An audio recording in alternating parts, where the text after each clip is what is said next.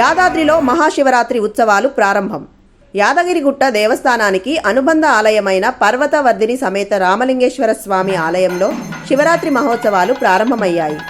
ఆస్థాన వేద పండితులు స్మార్త ఆగమశాస్త్ర పద్ధతిలో స్వస్తి వాచనంతో ఈ ఉత్సవాలకి శ్రీకారం చుట్టారు.